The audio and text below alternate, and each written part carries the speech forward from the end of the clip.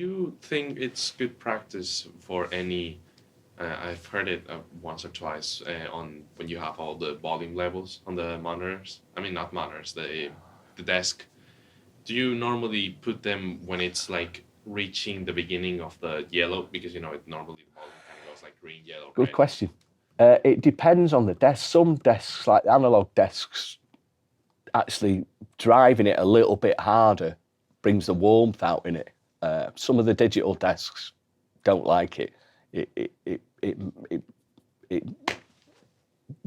I don't know the word for it, but the signal doesn't say. You can get to a point where you go, that sounds good, that sounds good. Oh no, it's complaining.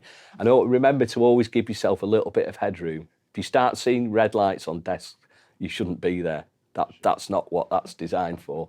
It should probably be more like at the peak of the volume. It should kind of Yeah, reach you want to drive the channels. You want to drive the desk because generally that's when it's happiest. That's when that's where it likes to sit. But some desks go from being happy to being very unhappy quite quickly. So I tend to give yourself a little bit of room in case the guitar suddenly goes twice as loud as it was on the previous song, or whatever problem you might come across. If something like that happens, like from one song to the other, the guitar kind of goes hard. Do you turn down the volume then? Well, yeah, you kind of have to, but I'll go back to if that's happening, then the best thing to do is to go back to stage. The thing about it, the volume about twisting volume changes too much. Obviously, you've got to do that. Well, one other thing that's worth a mention at this point is, at some point you might get to a stage where someone's taking a broadcast mix from you. Now, generally, what that means is they'll say you've got 24 channels. They'll take one for one. They'll take every single channel individually, and some bloke in a van will mix that for radio. So, going back to your volume change thing, you know the song, you know to pull it down on that song because it's too loud. He doesn't know that. So to get things right at source, volume-wise and tonal-wise, is so important because not only does it help you and the band and the monitor engineer, when you come to broadcast stuff, it's priceless. That I never thought about. That sounds like a nightmare adding a broadcast to the mix. They do turn up. But so they take the sound from the live show and we'll put it on. They take an active split from the stage box, which means they'll take, if you've got bass, snare, hats, tom, whatever, they'll take a bass drum track, a snare drum. They won't take a mix. They won't take a left and right. They'll take an individual feed of it, and then their guy in the van will mix it because he's mixing it for radio. So which is a controlled environment. So he'll be in a nicely like a control room, a mobile control room with a nice set of monitors.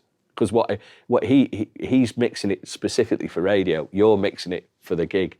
So it's a slightly different set of needs, He's not getting all the PA spill or whatever might be going on. I thought you would be sending it off to radios before you're on the stage. No. Well, even next time you hear the Glastonbury or whatever, one big weekend or the Glastonbury mixes, that's they're all doing that. They're all taking one. Sometimes when it gets to a certain level, the band will have, like I'm sure Coldplay will have an engineer that goes and sits in the truck, the mobile thing, and mixes it for them there. But why would they need to do that if the songs are already out?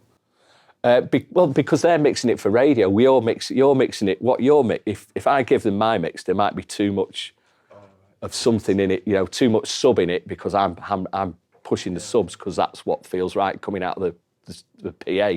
Whereas they're mixing it for people listening to it on the radio. So it's a slightly different set of needs. The essence is the same, but they need that control.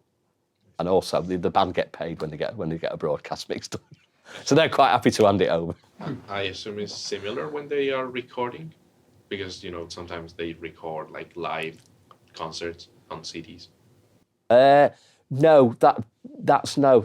Generally, what you'll do is you'll multi-track the gig, and then mix it back afterwards. Whereas the broadcast one happens at the same time, so that's going out to the radio whilst at the same time the concert's going on for the audience. So you just record every track. Yeah, and then mix it back in a controlled environment at a later date. Yeah. So for the broadcasting, you would say that the best place to change the volume on the example of the guitar would be to probably go down and turn down the amplify it Yeah, instead of always try and do it. Anything like that, try and do it at source, because it makes so much sense for everyone. 'Cause if you're having to twist something to get it to sound all right in the song, then the monitor guy's having to twist it to get it to sound all right in the song. And he's sending, so it's almost like you're distorting, or not distorting, but over altering the source. I know it's a tough thing to explain, really, but it just makes so much more sense if we're all here, if monitors, band, front of house are all hearing something pretty similar. Because then we all kind of want to hear roughly the same kind of thing.